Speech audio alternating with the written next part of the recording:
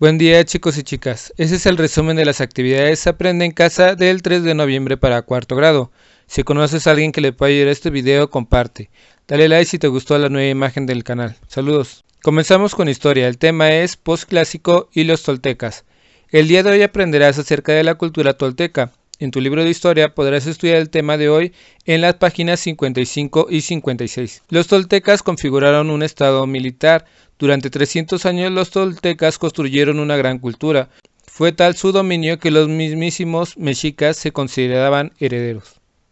Según la investigación y los restos arqueológicos, los toltecas ubicaron en el área cultural del altiplano central del área que abarca actualmente el Estado de México, Ciudad de México, Hidalgo, Morelos, Tlaxcala, Puebla, entre otros.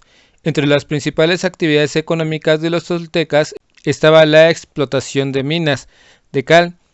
Este material era muy importante porque lo usaban para la construcción y el decorado de los edificios.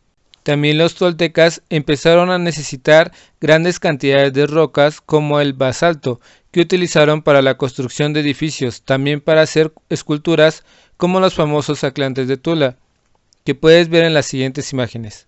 Una última actividad muy importante era la obtención de obsidiana, que la utilizaban para hacer cuchillos, joyas y armas.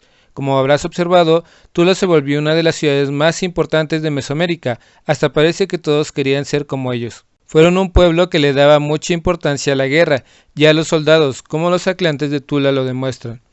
Los toltecas fueron un pueblo guerrero que, a diferencia de culturas como los teotihuacanos o los zapoteca, tenían una teocracia militar, es decir que los gobernantes, además de ser importantes para su religión, eran los líderes militares y tenían que conquistar más pueblos y conseguir más tributos. Además, con ello los sacrificios humanos cada vez se volvieron más y más frecuentes y relevantes. Los toltecas tenían como dios principal a Huitzilopochtli.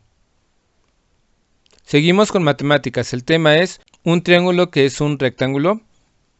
El día de hoy aprenderás acerca de los ángulos, principalmente el ángulo de 90 grados o recto.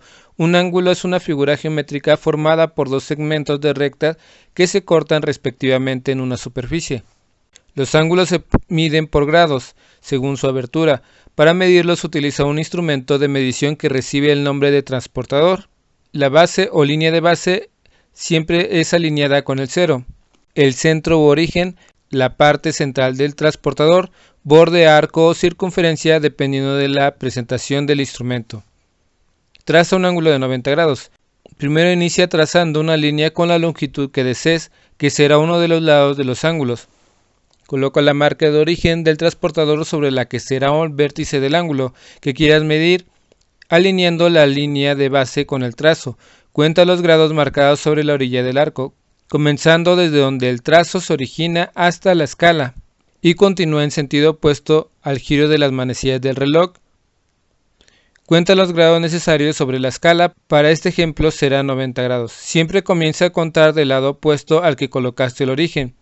Contarás 90 marcas comenzando a contar donde se lee 180 grados y hacia la izquierda de la escala. Antes de retirar el transportador, traza el lápiz una pequeña marca hasta donde contaste 90 grados. Une la marca con el extremo de la línea donde estaba colocado el centro del transportador. Retira la regla y, si es necesario, borra las marcas que empleaste como referencia y anota la medida del ángulo trazado. Para ello debes indicar, además de la cantidad, la unidad que son los grados, y se expresan con un pequeño círculo como superíndice, que en la imagen se destaca de color rojo. Realiza los siguientes trazos para conocer otros procedimientos menos formales e identificar ángulos rectos de 90 grados. Recorta un círculo, dóblalo a la mitad y posteriormente vuélvelo a doblar a la mitad, marcando 4 partes iguales. Con el transportador puedes comprobar que ese ángulo recto mide 90 grados. El ángulo de 90 es una parte de la escuadra, para ello también el ángulo recto se puede identificar utilizando la escuadra, la cual puedes diferenciar del cartabón por su forma y ángulo. Identifica cuál de los siguientes triángulos tienen ángulos rectos. Usa el transportador para tener exactitud en las mediciones. Observa la siguiente imagen. ¿Qué característica podrías identificar en las dos figuras siguientes? El triángulo de color azul es un triángulo rectángulo y es muy posiblemente un triángulo escaleno.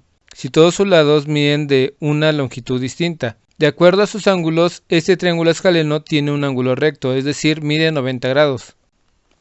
Resumiendo, un ángulo puede definirse como la abertura que hay entre dos segmentos de recta que se cortan en un punto conocido como vértice. La unidad estándar que se utiliza para medir un ángulo es el grado. El instrumento que se apoya en el trazo de medición de un ángulo es el transportador. Un ángulo recto es aquel que mide 90 grados de abertura y su trazo se asemeja a una L.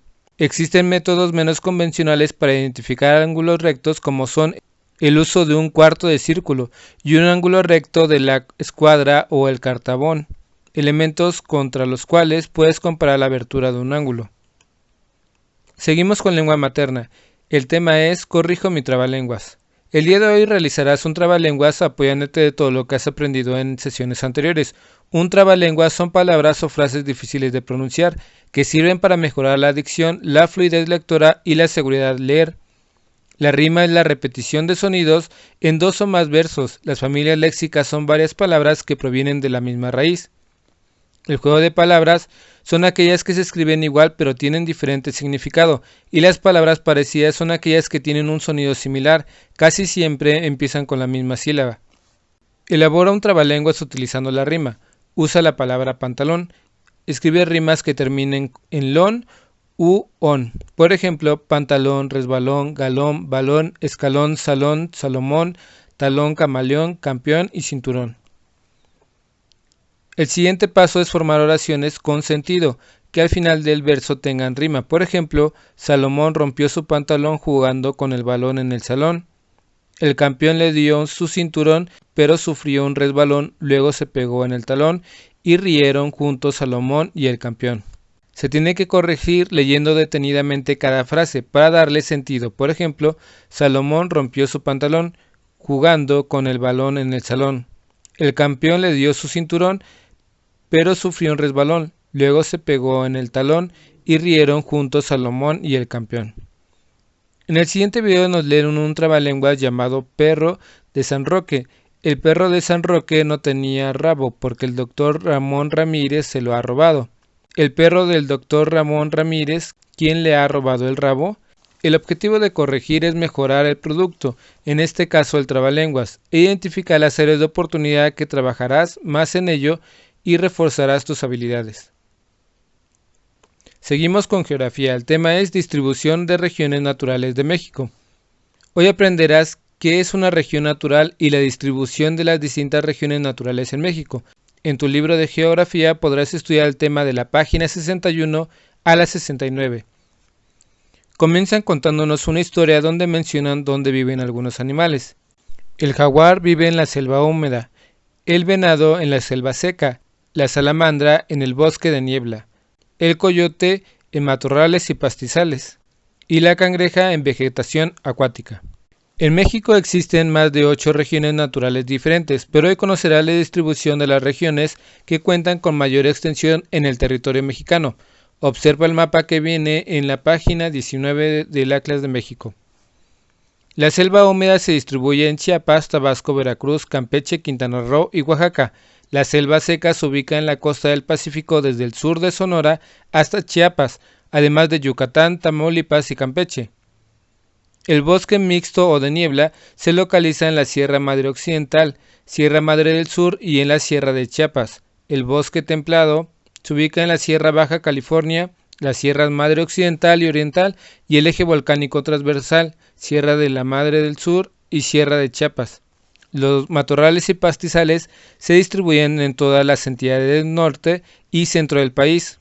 La vegetación acuática se localiza principalmente en las zonas costeras en México. México posee gran variedad de regiones naturales donde habita una gran diversidad de plantas y animales únicos en el planeta. De ahí la importancia de preservar y conservar esta riqueza. Cuidar de nuestro país es responsabilidad de todas y de todos. El reto es el siguiente. Ubica en el mapa de regiones naturales de tu Atlas de México, página 19, el lugar donde vives e identifica la vegetación predominante. Investiga y describe las características de esa región natural. Dale like y suscríbete. Saludos.